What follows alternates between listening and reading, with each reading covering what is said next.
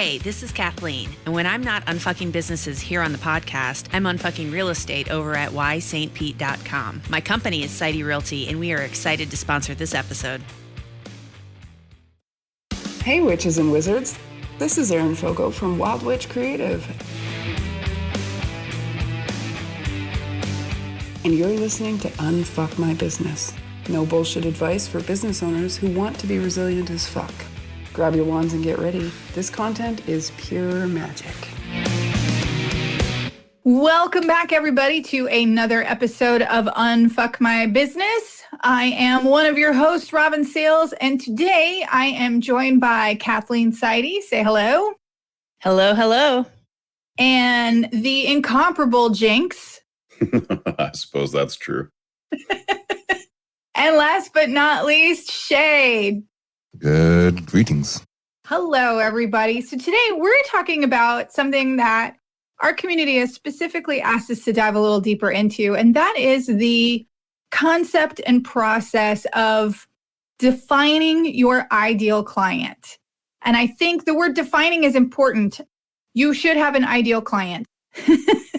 Something that is not necessarily taught in MBA school is how to define who that ideal client is. There's a bit of learning along the way. There's a bit of figuring it out as you go along. And I think this is different. I want to state right up front that this is different necessarily than like a common concept of target demographic, right? You can have a target demographic for a specific advertising model, but I think we're getting down to the heart of like, who are the people that you are literally put on this earth to serve? So when we talk about ideal client, we're talking about that. We're talking about the people who are on Google right now, searching for exactly who you are and what you have to offer. And you are literally the best person. Your business is literally the best to be able to serve these particular individuals. It's not the broader client base. This is a very narrow and specific subset of your clients who are going to get the most from working with you specifically. And that takes a little effort to figure that out. So we're going to talk about that effort today. I do want to say that you have to do this before you start spending money. So let me clue you in on something that happens quite frequently. I work with a lot of visual marketers, web designers, things of that nature, and they hate nothing more than when you come to them and say, I need a logo, I need a website, but you have no idea who that logo is designed to attract, who that website is designed to bring in, and what the journey should be like for the people once they get to that website. You are driving your marketing department and your designers crazy by not knowing who you're talking to. And so before you spend any money, we need to figure out who you're talking to and why, who that ideal client is. A lot of times, I know Shea and Kathleen, we've each talked about this. People come to us with specific questions. Do I need this social media? Where should I do that? What kind of color should that be? And we know that if you've done the work on who your ideal client is, you don't have to ask those questions. Am I right? So what are some of the ones, Shea specifically, what are some of the ones that when people ask you those questions, you know they don't know who they're talking to? There's a list that we can like just keep on running. This is a strolling list, like a Star Wars starting screen. It always starts with the social media. It's, where should I be? What time should I post? That's a great one. What time should I post? I don't know when. When are your people awake? 1, are your people American? 2, what part of the country are they in? Like all these little things, it's like those simple questions you would know because if you did it on a regular basis and you paid attention to when they reacted or how they reacted, have a good idea. Absolutely. Kathleen, what are some of the questions you hear that are key indicators that people don't know who their ideal clients are? Oh, questions like, so I talk to a lot of real estate agents. They'll be asking what publications they should be posting ads in, where they should be engaging, how they can connect to people. Should I be on Facebook? Should I be on, like you said, all the social media? Also, a lot of questions around what kind of ads to pay for on Facebook and Instagram and all of that, Google ads, that sort of stuff. how much should my budget be? Like, well, I don't know. How many people are you trying to speak to? Right? Like how big is your audience and where are they? And honestly, the more specific you can get about it, the less it costs. So that's a huge bonus. And maybe you don't need to pay for those ads. Maybe you can do content marketing that speaks to them directly that will come up in their Google feed automatically because they're searching for those questions and you can be right there. Bingo. Yeah. I want to come back around to that whole answering questions that people are searching for. So we're going to come back around to that in a second. Before we do, Jinx, from a web development, software development perspective, are there questions that people ask you that are red flags? You know that they don't know who their ideal audience is. Oof. One of the biggest things that I struggle with sometimes in working with web development clients is that they try to build the website that they want and not the website that their audience needs. And so I literally have to sort of argue with them and try to talk them out of this really, really bad approach. The whole, what was that, comedy show? And they're like, put a bird on it. These people have these right. They have this idea that they just need to put a bird on it in whatever that means, for their particular business. And they're not focused on the fact that this is not a tool for them. It's not a vanity picture that you're going to put on the wall. It's something that has to reach the people that you're actually trying to reach. So, when people come in and start asking about like really specific features instead of talking about their high level strategy and their conversion goals and all the rest of that, that's a good sign they don't know what they actually need. I love it. I love the Portlandia reference. And I think that speaks to something that's really critical and that we've all seen countless examples of, which is there are tons of people out there who are going to tell you, you need to do this and you need to have that. You need to have this kind of content. You need to have this kind of website. And here's the latest trend. And here's a funnel that you can use. All you have to do is swap out your company name, in the thing. And everyone needs Facebook ads. And here's how you can make the most out of Facebook ads. What if your audience literally isn't on Facebook? That ad's not going to do you any good. And so there are tons of companies and individuals out there who will tell you, you need this and you should do that. And none of it means a hill of beans if you don't know how to apply it to your ideal clients. And then, this is the heart. So many of these questions that I'm hearing from you guys come back to this one central concept of people think it's in addition to, like it's an add-on or it's the thing that's going to solve all the problems. Like, oh, if I just get my website to do this, then the customers will find me. Well, not if it doesn't speak to the customers who need to find you, right? This isn't an add-on.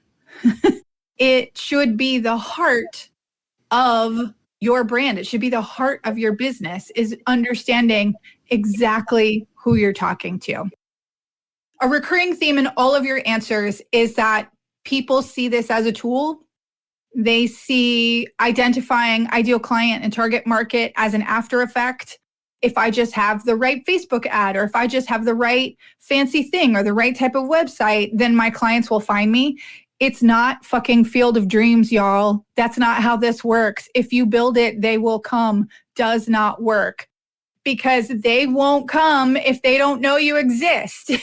If you're not, super clear about who the they is that should be coming to your Field of Dreams, right? This is not an add-on. This should be the heart of your business. This should be fundamental to how you build your business plan, how you test viability for your product or service, is really truly understanding who you're serving and why, and what your value is in that overall experience and or transaction. So let's get into talking about the how. So I think we've made it pretty clear that you gotta identify who you're talking to. You have to figure out who your ideal client is. But let's talk a bit about the how. And I'd like for you all to share your personal experiences. So tell me how you determined who your ideal client was? How did you figure out which lane was appropriate for your business? So I'm going to start with Kathleen. Kathleen, talk me through your ideal client identification process. Well, we were operating our real estate brokerage for years before the concept of buyer persona crossed my plate. And when it did, it was like this mind-blowing, like, holy shit, this is what's been missing, right? I've been doing all this stuff and basically throwing spaghetti on the wall and seeing what sticks, right? And a lot of the stuff I was doing was getting results, but it was getting results that were very frustrating to me. Some of the people that our content really resonated with were very difficult to work with. So it was really rewarding for them, but not also for me. So when the concept of buyer persona came into that, we sat down and defined a few ideal customers. And the way that works is you actually, let's put a name to this person and go through what their day looks like. When you wake up, do you have coffee or tea? Do you sleep in? Do you work from home? Do you not? Who is this person, right? And why do they care about what we have to give? And after going through that, we got really, really clear about how to connect with them. So we defined 4 buyer personas, and doing that, everything else became easy, because at the core of how your business operates and what you're doing, all of those questions are answered really quickly. How do we want to speak? What kind of language do we want to use? Do we want to be casual? Do we want to be formal? All of that gets really clear when you know who you're doing business with and why they love you. So I sat down and looked at all of our customers at that point. I'm a data nerd, and I had everybody in spreadsheets and tables and all that stuff. And I went through and looked at the best interactions that we had. I took those and then categorized them a little bit further to see who they were and what did we love about them? What did they love about us? And I actually sat down with some of those individuals and did basically a survey. Just most of them had become friends because I loved them that much, right? And so I was able to sit down with them and talk things through and get a really clear understanding about it. And that completely changed the way we did everything in the business and in our marketing. I love it. Data tells a story. So look at your data. It can tell you who your ideal client is if you already have clients to go through and look at. And it doesn't have to be, let's just clarify too, you don't have to have spreadsheets like Kathleen. It doesn't have to be formal data. You have data, even if it's physical pieces of paper in folders. In order to make it data, you just have to consolidate it into a group of information that you can look at. That sounds like a whole other episode. But yes, data tells a story, and it can tell us a lot about who we like to work with and who likes to work with us, and how to create more of those opportunities. Shea, I want to come to you next. How did you define your ideal client?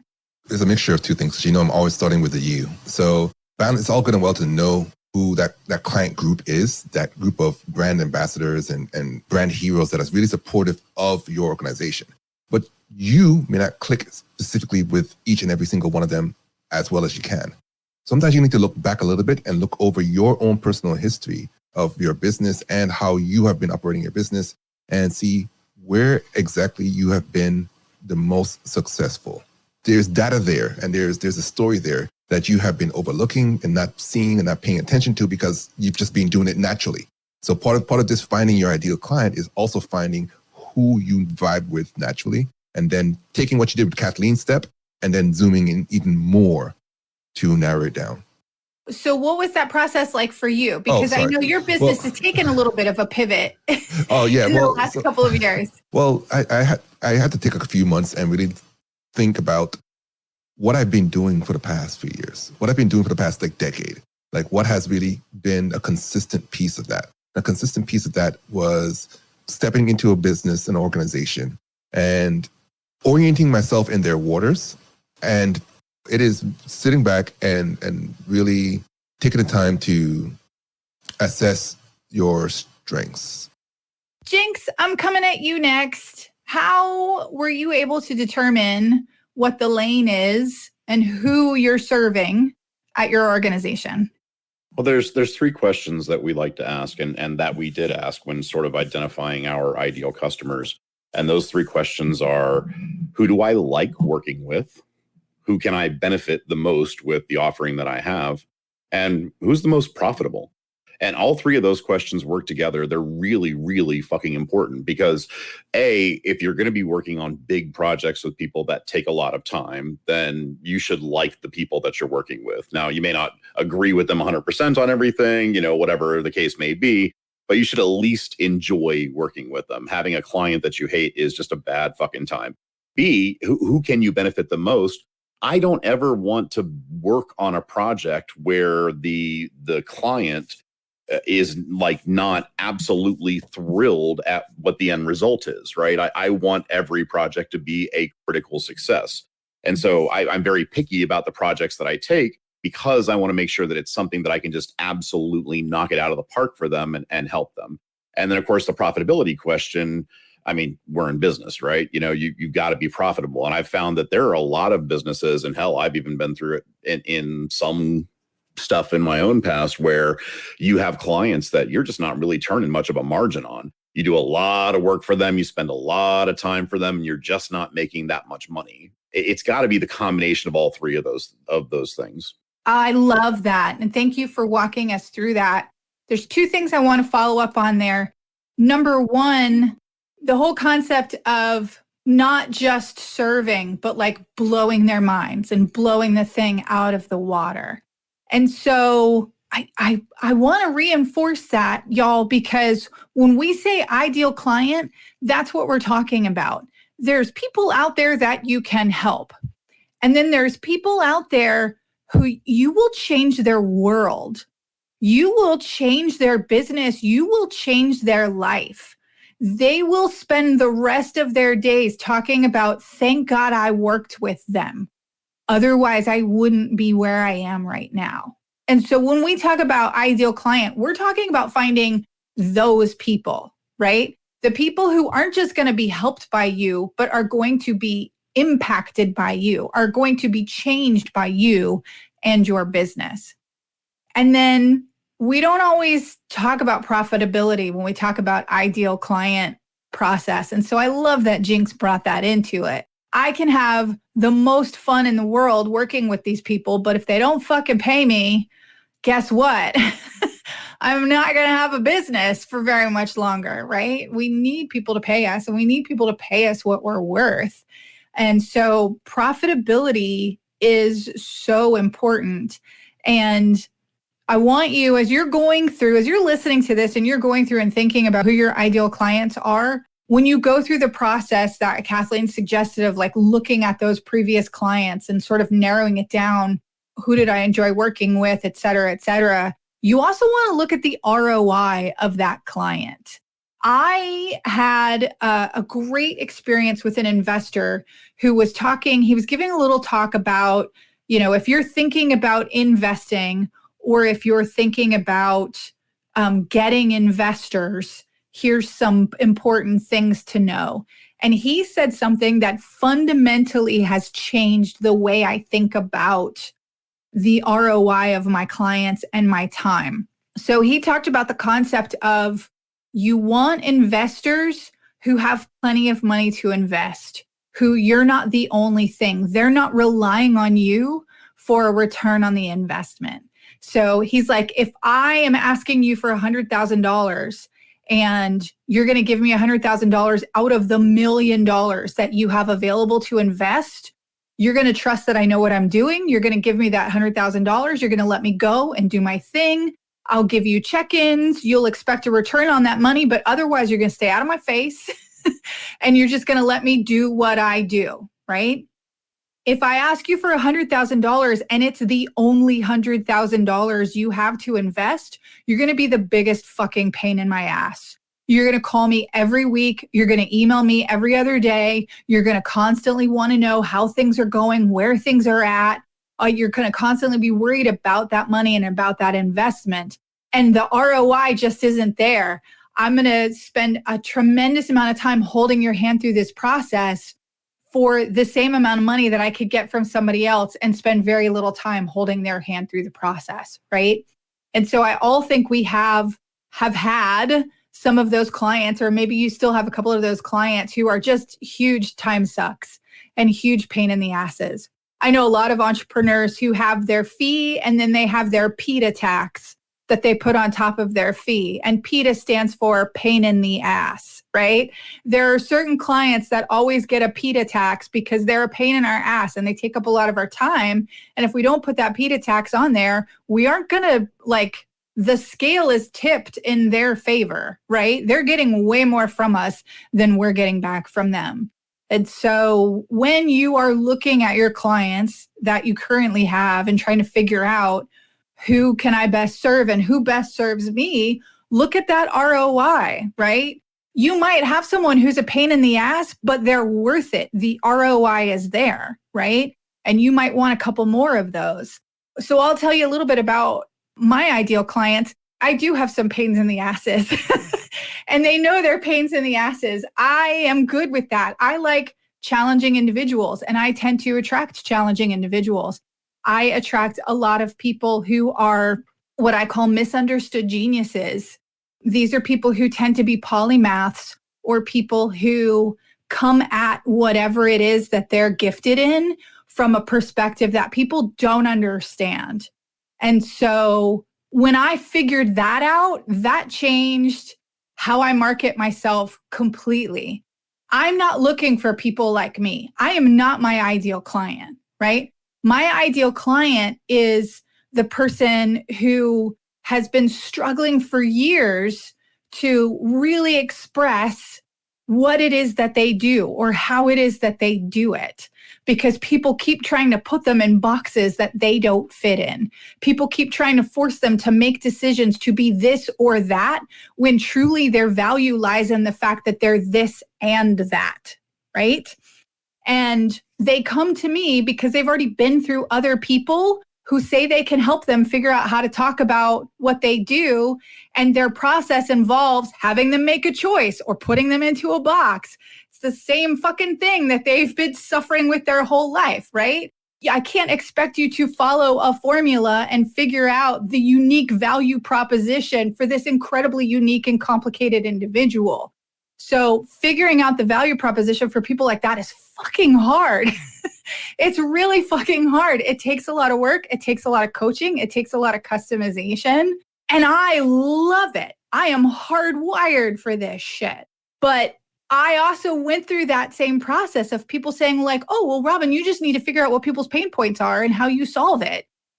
When you're dealing with people who are as complicated as the people that I'm dealing with, that is not an easy thing to figure out, my friend. It took me a while. It took me a few years. But the difference is now my referral network is vast. I speak a lot of what I teach, which is understanding how to define those complicated individuals and where they are in their business and where is the best point that I can help them. And I tell everybody, so everybody knows how to send people in my direction, because I did the time and I did the work to figure out how to talk about these people who are difficult to figure out how to talk about. As ironic as that is. So there's work there. I think that's a great way to sum up all of our individual journeys. Is there's no fill in the blank. There's no Venn diagram. There's no magic formula for you to look at and go, there's your ideal client. You have to really look. You have to examine who you've worked best with. You have to examine who's even going to need the thing that you're offering. And then once you find them, the other things become easier. Where are they? What time are they online? What social media platforms are they at? Where are they hanging out physically? Where can I advertise? All of those things become abundantly obvious once you've really dug in deep and peeled back the layers, as Shea said, to figure out who exactly it is that you're talking about. Kathleen. One common mistake that I keep coming across, I see it in myself as I start different ventures. And I've had a few different people come to me with questions that basically boil down to this. And it's, they make the mistake of building their business around what they want and the problems that they have that they want to solve. And it's a huge to steal Shea's word, it's a huge black hole, right? Because I know my pain points in hiking, right? I know what I get out of it. I know what I like to share about it. But to create a business around that, I don't know how large that audience is. And I need to spend some time out in the community of women hikers to really understand what they're talking about, what they're concerned about, what they're scared about, what they're motivated by as a group, and then boil that down to an ideal customer before I build anything to speak to those people. Because if I'm just speaking to myself, I have an audience of one, and that doesn't get me anywhere in business. I'm so glad you made that point. And I think this is particularly acute for people who are content creators. So if part of your business is content creation, one of the mistakes that I see over and over again is the reason why you want to create the content is probably not in alignment with why people want to show up to consume the content. And so you could really miss your ideal audience if you're pitching to why you are doing the content instead of why people would want to listen to the content. And so asking those questions and going and doing that market research becomes key. I did some research a couple of years ago on podcasting in particular, but I continue to find that this research into audience behavior is applicable in so many other arenas. And it's this: people will search for a topic, but they will stay for a host. Okay. So let me say that again. People will search for a topic, but they will stay for the host. So whatever your business is, whatever service or product you're delivering, people are going to search for that service or that product, but they're going to stay because of you. They're going to stay because of the experience of working with you. They're going to stay because of your personality. They're going to stay because you've emotionally engaged them in some way, shape, or form. And so if you don't know what it is that you have to offer and why it would be of a value to your ideal audience, there's no emotional engagement there. And therefore, you're not going to find your raving fans. Right? I know, Kathleen, that's something you talk about all the time, turning clients into raving fans. And nobody does it better than Kathleen, let me tell you. When she says she becomes their friends, she really, truly does. So emotional engagement is key to turning those clients into raving fans. Jinx, I'm sure when you look at like the average time that people spend on websites or in software, like it's so low unless we've crafted an experience that makes people want to stay, right?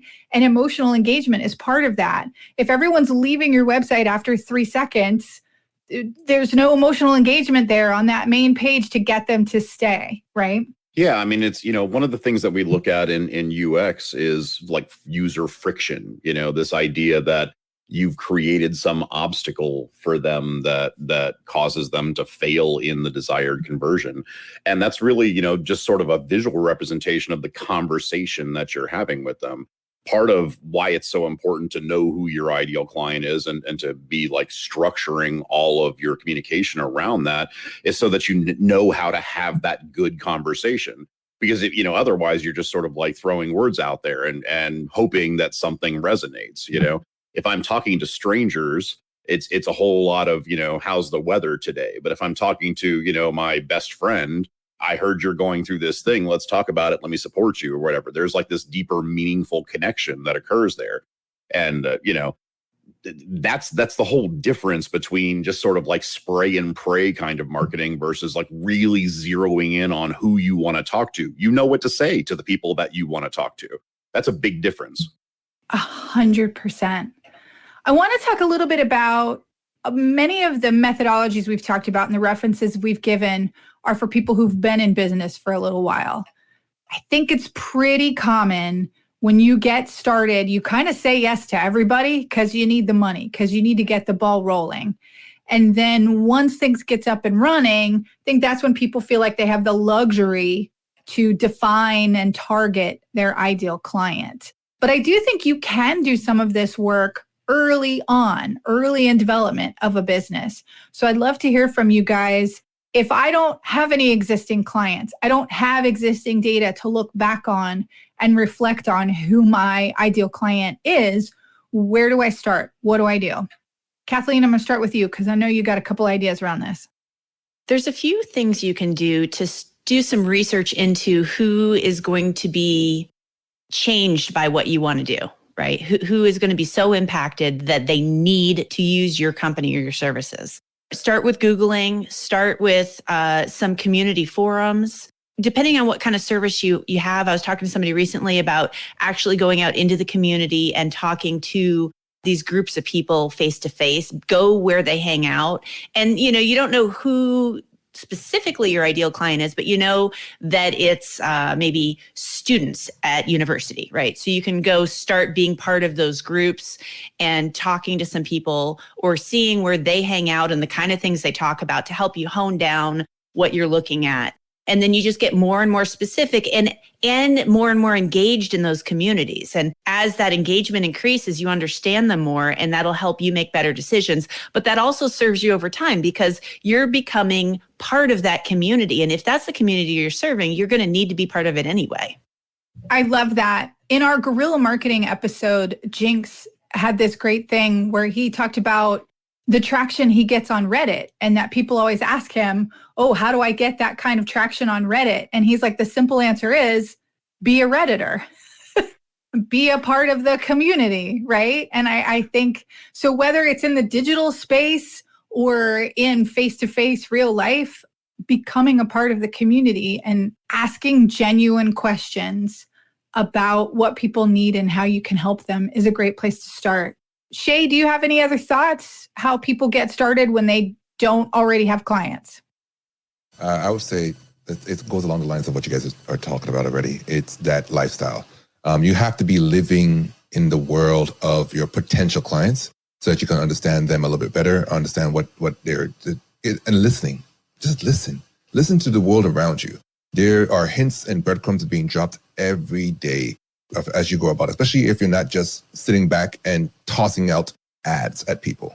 If you're actually going out and engaging individuals and talking to them, Kathleen, becoming a friend, becoming more than just a brief associate that passes them by in networking, you start to hear the key words that match your skill sets, that matches your personality.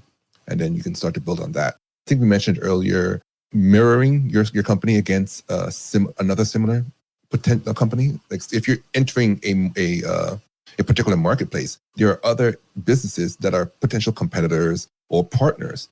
See who they are currently serving, and then see if you can serve those people better, or if they are missing a piece of the puzzle, and then slide in that way. I love that. And that's been particularly effective for me since the work that I do is like foundational brand messaging and strategy. I'm not going to design your logo. I'm not going to design your website, And so finding those companies who are like-minded, who understand the importance of what I do and believe in the same philosophies that I do so that I can send my folks to them, they can send their folks to me, and we work really well together. Like you come to me first and then you go to your web guy, Yeah. Or you get to your web guy and your web guy realizes, oh, you don't know who the fuck you're talking to. You need to go talk to Robyn and then come back to me kind of thing, right? So understanding the larger ecosystem of who you serve so that you can figure out your place in it. And like Shea said, who you can work with and fill in those gaps to provide a larger service to those clients is pretty fun. It's pretty fucking amazing when those synergies happen. And you can kind of create a broader experience and a cohesive experience for those clients. It's awesome. Jinx, anything you'd want to add about identifying an ideal client before you even have clients? Yeah, I talked earlier about being picky about which projects I take and which clients I work with. And I'll never forget, I was working with some blockchain development stuff, and I had a client come in, or a potential client, a prospect, I suppose, who wanted to like create this thing in the entertainment space, like, for like music venues and such. I'm like, okay, well, cool. So what's your experience in that space? And he's like, oh, I don't really have any. I'm a doctor. And I see this all the time where people have a little bit of resources, or they've had success in one area and they want to try and branch into some other area, and they just like don't even know that marketplace at all. They have zero effective experience there. I'm a big fan of go with what you know, and your community, your skills, the people in your industry, those are going to be the people that the things that you know. If you're starting out in a space and you don't know anything about the space, you're not going to have a clue who an ideal client is because you don't know the space at all, and if you want to transition to another space, I'm not saying you can't do that, but again, if you want to be successful on Reddit, you have to be a Redditor, if you're going to work in that community, if you're going to, target something, you've got to spend some time like getting to know that space first. You have to build some experience in that space. You're not going to have any ability at all to identify an ideal client until you understand what an ideal client in that space looks like.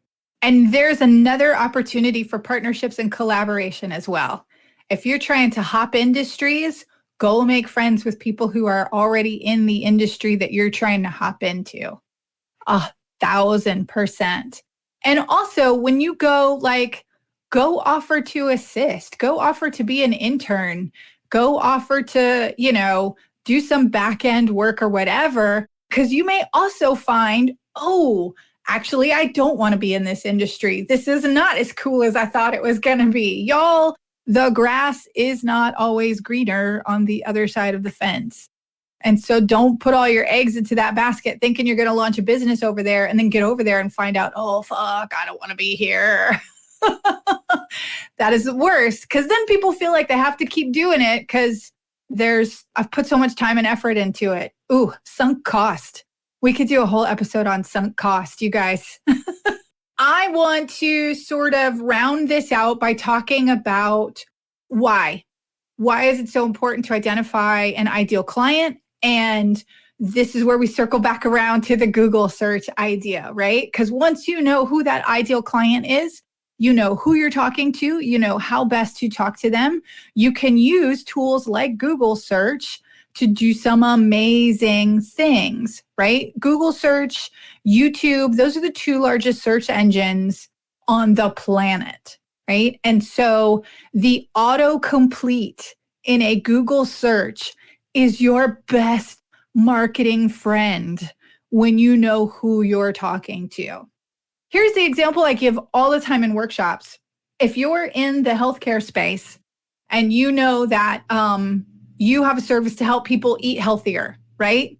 People need to eat healthier. I have this great way to help people eat healthier. And so you might title an article, 5 ways to eat healthier starting tomorrow, right? Guess what? Nobody's going to fucking read that article, right? Because we all know we need to eat healthier, but it's about willpower. It's about so many other factors, right? And I'm not going to be drawn to an article called 5 ways to eat healthier starting tomorrow, right? But if you know me as your ideal client, right? And you know how I really talk and you know the things I'm really struggling with on a day-to-day basis, you'll probably title that article 5 ways that you can stop being a slave to those goddamn Doritos starting tomorrow. And guess what? Now you got me. Now I'm reading that fucking article because Doritos are the bane of my existence when it comes to my healthcare journey, right? So understanding how people talk and how they think and what they might be searching for. So Kathleen, how has Google search been impactful for you? What are some things you learned by maybe searching for what people are searching for in your space? I've been using some of those Google Analytics, Google search tools for a very long time. Well, I guess on internet time, it's a very long time. And it defines what I write about, what I, at this point, do, some of the live videos about and write articles about on my blog and that sort of thing, for sure. And that creates a situation where people come knocking on my door for free. So I go and look at what people are concerned about, or even better, I love creating content that hits multiple things. So I may have a specific customer that's coming to me because they matched up with the ideal customer stuff that I put out there. So I'm working with somebody who has certain questions. And instead of just answering those questions for them, that becomes content. So I answer their question and then I take that and I put it out there in the world because this is somebody I like working with. This is a problem they have. I put it out there in the world and then more people start finding that because that's what they're looking for. That's the questions they have. So I'm now passive in this process because I've just created this content once and put it out there. And now I have a stream of people who continually come to me, or even better yet, people refer them through that content to me. I love it. Shea, how about you? How do you use search and Google to your advantage? I wish I could remember the website. There's a specific website that actually showcases a whole ecosystem of words around different topics. Yeah, it's called Answer the Public. Answer the Public. So Answer the Public comes in very, very handy because if you ever find yourself stuck and you're trying to write some new content, blog and just a new post altogether, you can go in and say, okay, cool, I want to do a listicle, which is just a list of items. So you can go in there, type that your main topic, and then just take the top 10 and then just do little tiny bites on each one of those. That comes in really handy for creating quick content. Love it. Jinx, how about you? Are there any particular ways you use search to your advantage? Yeah, I mean, I talked in the guerrilla marketing episode about, searching for questions that I know the answer to. And that's absolutely one of those things. If I'm trying to target people who have a specific kind of question, I search the question and go look for the conversations around that question, and that doesn't necessarily bring me immediately to a client, but it does give me some sense of what the conversations around that question look like so that when I find that client, I already have some good idea of the backstory of the particular question or problem that they have. It's kind of a sneaky sort of third-party mind reading trick to just go look at forum conversations or things along that line about the topic that you're trying to cover or the product that you're trying to offer, so that you already have, a really good sense of what your prospect ideal clients are talking about already in this space. And I think in addition to that, how search helps us is it tells us how they're asking the questions. What words are they using? And so for me, I'm so focused on language. That's the difference between 5 ways to eat healthier and 5 ways to stop being a slave to Doritos. How are people asking the question? Because then you know how to structure your title so it's a direct response to that question, so that the next time somebody types that question into Google, they're going to see your stuff over somebody else's stuff, right? Or they're going to see your stuff in amongst everybody else's stuff. So understanding the how are people talking? What part of it are they concerned about? And I want to share with y'all a specific example that just happened with a client I'm working with. So I'm working with a client. She's in the healthcare space. She does this very niche thing in the healthcare space, and there's a lot of misinformation related to her service and her industry. And so she specifically is trying to build her thought leadership on YouTube. So we went on this whole YouTube data gathering mission together, and it was very informative.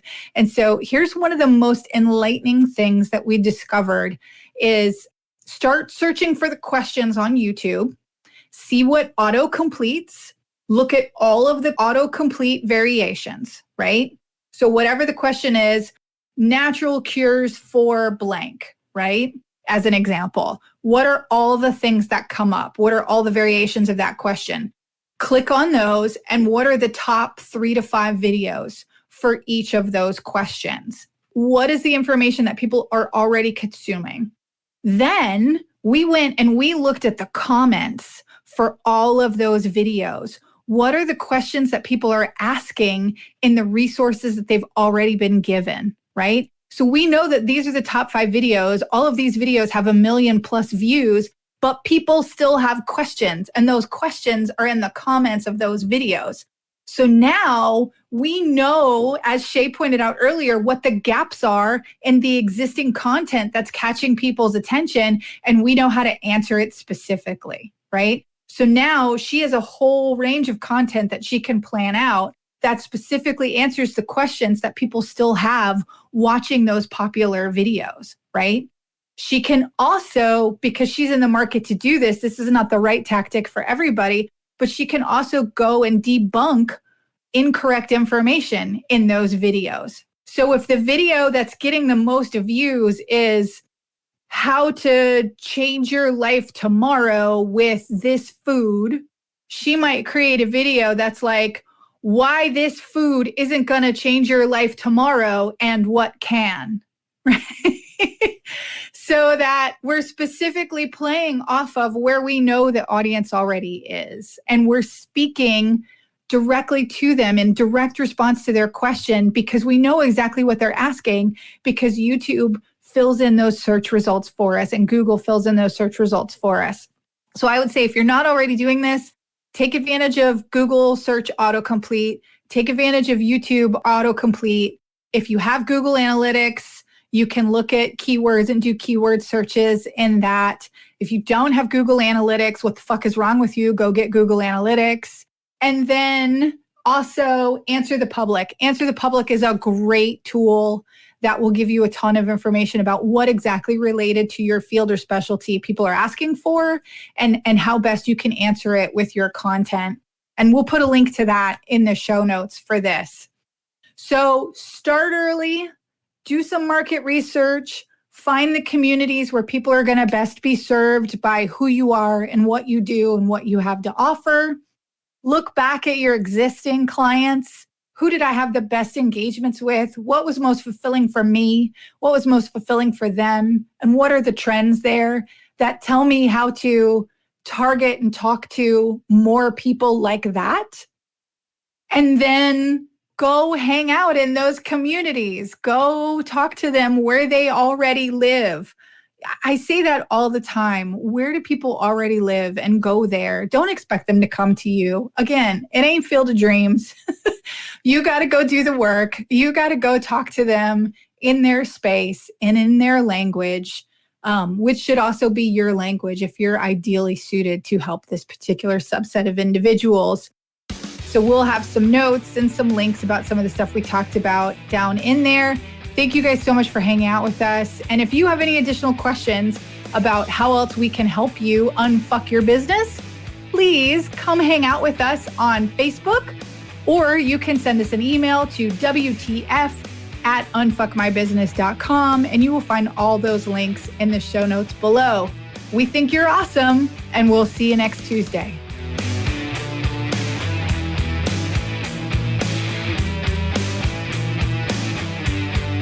What the fuck are you waiting for? Take what you learned in this episode and do something with it. You'll find all the links and resources we talked about in our show notes for this episode, and go to unfuckmybusiness.com to subscribe to the show.